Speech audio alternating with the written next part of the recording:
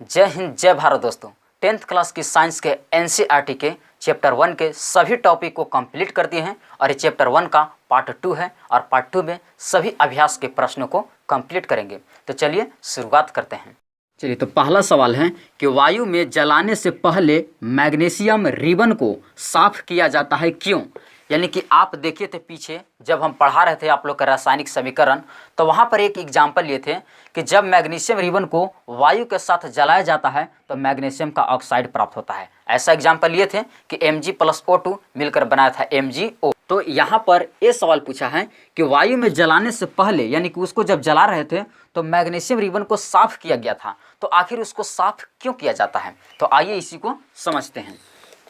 चलिए, तो आंसर है कि मैग्नीशियम रिबन पर आर्द्र वायु के प्रभाव से मैग्नीशियम ऑक्साइड की सफ़ेदी रंग की परत जमा हो जाती है, जिसके कारण नहीं जलता है और इसे साफ करने के लिए रेगमार्क की आवश्यकता होती है। यानी कि मैग्नीशियम रिबन का जो छड़ होता है उसके ऊपर वायु या नमी मतलब आर्द्रता के कारण यानी कि के प्रभाव से मैग्नीशियम ऑक्साइड की उजला यानी कि सफ़ेदी रंग का परत जमा हो जाता है, जिसके कारण नहीं जलता है। तो इसे साफ करने के लिए रेगमार्क की आवश्यकता होती है। यानी कि मैग्नीशियम रिबन का जो छड़ होता है उसके ऊपर हवा या नमी के कारण मैग्नीशियम का ऑक्साइड का उजला रंग की परत जमा हो जाता है, जिसके कारण वो जलता नहीं है। तो उसको साफ करने के लिए हमें रेगमार्क की आवश्यकता होती है, तभी वो जलता है। यानी कि जब वहाँ पर एग्जाम्पल लिए थे कि जब मैग्नीशियम रिबन वायु के साथ जलता है तो मैग्नीशियम का ऑक्साइड प्राप्त होता है, यानी कि वो तभी जलता है जब उसको सबसे पहले साफ किया जाता है।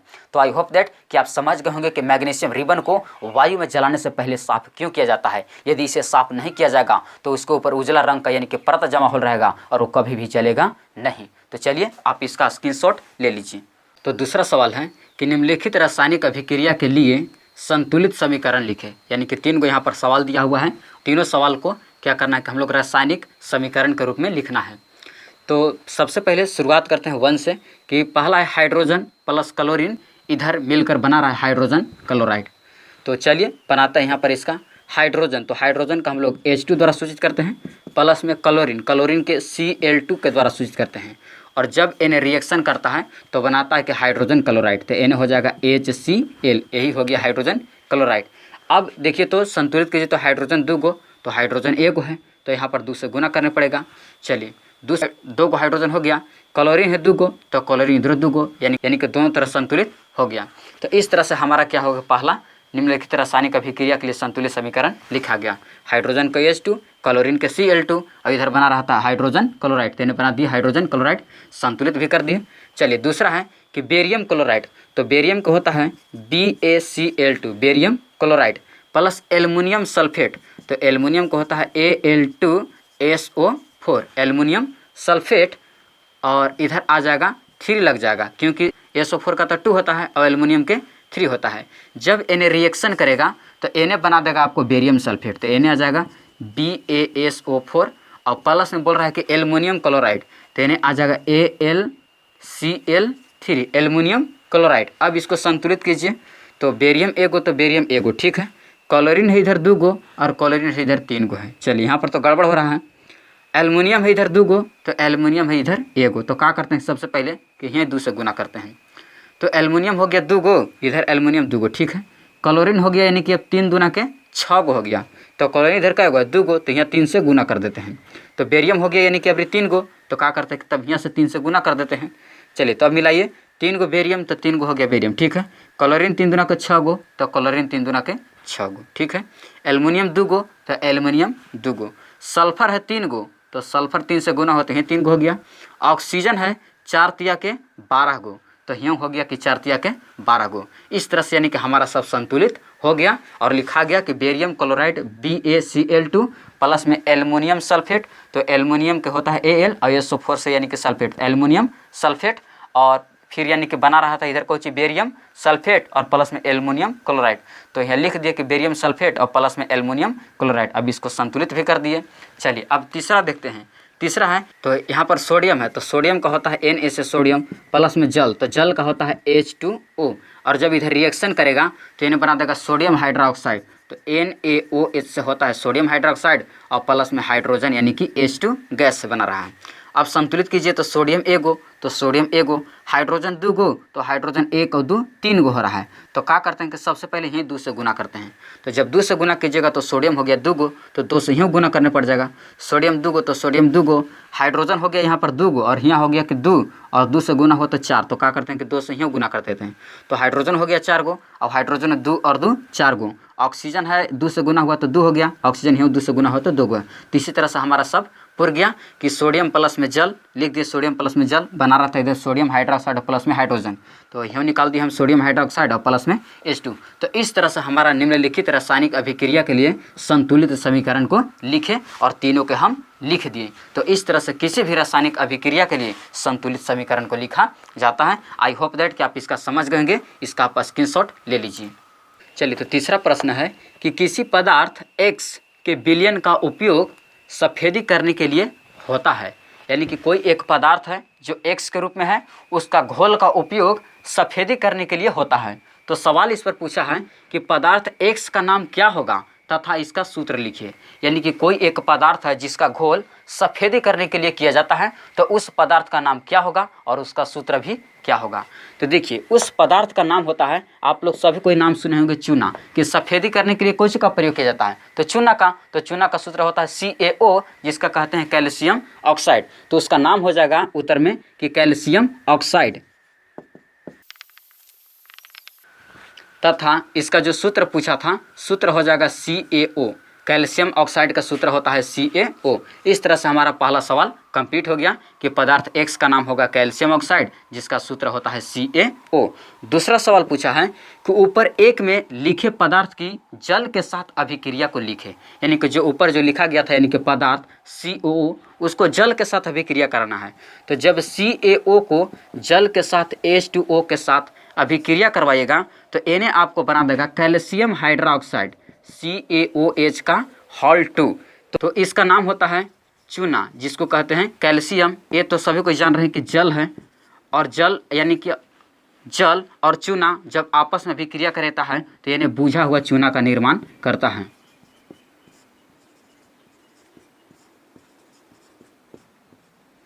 तो इस तरह से याद रखिएगा कि जो यानी कि जब कैल्शियम ऑक्साइड को यानी कि चूना को जब जल के साथ अभिक्रिया कराएंगे तो इधर बुझा हुआ चूना बना देगा, जिसका सूत्र होता है CaOH का हॉल 2 होता है। चलिए, तो इस तरह से हमारा ये सवाल कंप्लीट हो गया, आप इसका स्क्रीनशॉट ले लीजिए। अगला सवाल है कि जब लोहे के कील को कॉपर सल्फेट के विलयन में डुबाया जाता है तो विलयन का रंग बदल जाता है, क्यों। यानी कि जब आप किसी भी लोहा के कील को जब कॉपर सल्फेट के विलयन में यानी कि डालिएगा तो विलयन का रंग बदल देता है, आखिर ऐसा क्यों होता है। तो चलिए इसका हम आंसर लिखते हैं। चलिए, तो इसका आंसर है कि लोहा कॉपर सल्फेट के विलयन से कॉपर को विस्थापित कर देता है, यानी कि हटा देता है। लोहा कॉपर सल्फेट के विलयन से कॉपर को हटा देता है और हल्के हरे रंग का फेरस सल्फेट विलयन बना देता है। यानी कि जब लोहा क्या करता है, यानी कि जब लोहा को कॉपर सल्फेट के विलयन में जब डालिएगा तो लोहा क्या करेगा कि कॉपर सल्फेट को वहाँ से हटा देगा और हटाकर क्या करता है कि हल्के हरे रंग का फेरस सल्फेट विलयन बना देता है।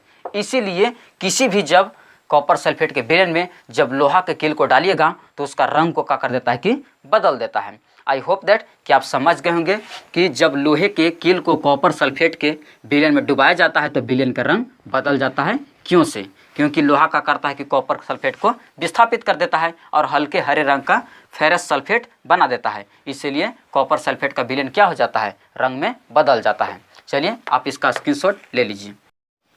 चलिए अगला प्रश्न है कि वियोजन अभिक्रिया को संयोजन अभिक्रिया के विपरीत कहा जाता है, क्यों। यानी कि आप देखे थे कि जो हम वहाँ संयोजन अभिक्रिया और वियोजन अभिक्रिया पढ़ाए थे, संयोजन अभिक्रिया वियोजन अभिक्रिया के बिल्कुल उल्टा होता है या वियोजन अभिक्रिया के संयोजन अभिक्रिया उल्टा होता है। तो यहाँ पर सवाल है कि वियोजन अभिक्रिया को संयोजन अभिक्रिया के विपरीत कहा जाता है, क्यों ऐसा होता है। तो चलिए यहाँ पर हम शुरू करते हैं। चलिए, तो इसका आंसर लिखे हैं कि वियोजन अभिक्रिया में एक अभिकारक टूटकर 2 या 2 से अधिक उत्पादों का निर्माण करता है, जबकि संयोजन अभिक्रिया में 2 या 2 से अधिक अभिकारक मिलकर एक उत्पाद का निर्माण करता है। यानी कि आपको जब पढ़ा करता है। यानी कि आपको जब पढ़ाए थे संयोजन अभिक्रिया और वियोजन अभिक्रिया, तो देखे थे कि संयोजन अभिक्रिया में 2 या 2 से अधिक अभिकारक मिलकर एक उत्पाद का निर्माण करता था, जैसे A + B मिलकर C का उधर निर्माण कर रहा था। तो जबकि वियोजन अभिक्रिया में एक अभिकारक टूटकर 2 या 2 से अधिक उत्पाद का निर्माण कर रहा था, जैसे दिखाए थे कि C से बन रहा था उधर A + B। जैसे कि मान लीजिए क्या एग्जाम्पल लेते हैं कि जैसे मान लीजिए यहाँ पर हम संयोजन लिखते हैं। संयोजन वाला में था कि A + B मिलकर बना रहा था इधर यानी कि C, और जबकि वियोजन वाला में था, वियोजन में था कि C मिलकर A ने बना रहा था A + B। तो क्या है कि एक दूसरे को उल्टा है कि संयोजन वाला में कि 2 या 2 से अधिक अभिकारक मिलकर एक उत्पाद का निर्माण करता था, जबकि वियोजन अभिक्रिया वाला में एक अभिकारक टूटकर 2 या 2 से अधिक उत्पाद का निर्माण करता है। तो इसीलिए संयोजन अभिक्रिया को वियोजन अभिक्रिया को विपरीत कहा जाता है। संयोजन अभिक्रिया में कि 2 या 2 से अधिक अभिकारक मिलकर एक उत्पाद का निर्माण करता है, जबकि वियोजन अभिक्रिया में एक अभिकारक टूटकर 2 या 2 से अधिक उत्पाद का निर्माण करता है। इसीलिए संयोजन अभिक्रिया को वियोजन अभिक्रिया को विपरीत कहा जाता है। तो आई होप दैट कि आप समझ गए होंगे कि संयोजन अभिक्रिया को वियोजन अभिक्रिया क्यों कहा जाता है। तो साफ लिख दिए हैं कि वियोजन अभिक्रिया में एक अभिकारक टूटकर 2 या 2 से अधिक उत्पाद का निर्माण करता है, जैसे यहाँ पर देखिए वियोजन में कि एक अभिकारक टूटकर 2 या 2 से अधिक उत्पाद का निर्माण करता है, जबकि संयोजन अभिक्रिया में 2 या 2 से अधिक अभिकारक मिलकर एक उत्पाद का निर्माण करता है, जबकि संयोजन में देखिए कि A + B मिलकर एगो का निर्माण कर रहा है। तो ऐसी अभिक्रिया को कहा जाता है संयोजन अभिक्रिया को कोची वियोजन अभिक्रिया को विपरीत। तो आप इसका स्क्रीनशॉट ले लीजिए।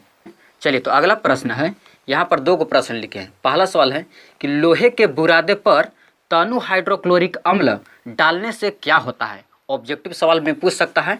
तो याद रखिएगा कि लोहे के बुरादे पर तनु हाइड्रोक्लोरिक अम्ल डालने से क्या होता है। इसे आंसर है कि हाइड्रोजन गैस एवं आयरन क्लोराइड बना देता है। यानी कि जब किसी भी यानी कि लोहे के बुरादे पर तनु हाइड्रोक्लोरिक अम्ल डालिएगा तो क्या होता है कि हाइड्रोजन गैस एवं आयरन क्लोराइड बनता है।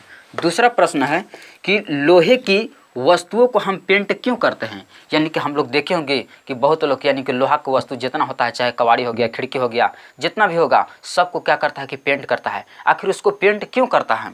तो आंसर है कि हम लोहे की वस्तुओं को सुंदर बनाने और जंग लगने से बचाने के लिए पेंट करते हैं। यानी कि जितना भी वस्तु है यानी कि लोहा वाला सबको यानी कि पेंट किया जाता है। तो पहला चीज़ कि उसको सुंदर देखने के लिए बनाया जाता है, और दूसरा कि उसे जंग लगने से बचाया जाता है, ताकि वो अधिक दिनों तक क्या हुए मजबूत बने रहे और सुंदर लगे। तो चलिए आप इसका स्क्रीनशॉट ले लीजिए।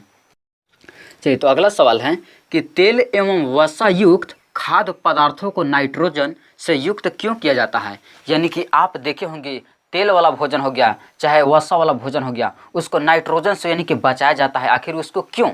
तो आइए इसका आंसर देखते हैं क्यों से। तो तेल तथा वसा युक्त खाद्य पदार्थों को नाइट्रोजन से युक्त का मतलब होता है कि बचाया इसलिए जाता है ताकि उन्हें मतलब उसे ऑक्सीकृत होने से बचाया जा सके, यानी कि उसमें ऑक्सीजन जाने से बच सके। नहीं तो जिस भी तेल वाला भोजन में ऑक्सीजन गया तो समझिए कि वो खराब हो गया भोजन। यानी कि देखते हैं कि आप 2 दिन या 3 दिन किसी भोजन का हो जाता है, 24 घंटा के बाद कोई भी भोजन पूरी तरह से खराब हो जाता है। तो इसलिए यानी कि उसमें बचाया जा सकता है ताकि उससे यानी कि ऑक्सीजन ना जा सके और हमारी भोजन यानी कि पूरी तरह से स्वस्थ रहे। तो चलिए आप इसका स्क्रीनशॉट ले लीजिए। चलिए तो एक और प्रश्न देखते हैं कि निम्न अभिक्रिया में से उपचयित तथा अपचयित पदार्थों को पहचान करें। यानी कि आपको पीछे पढ़ाए थे उपचयन अभिक्रिया और एक पढ़ाए थे अपचयन अभिक्रिया।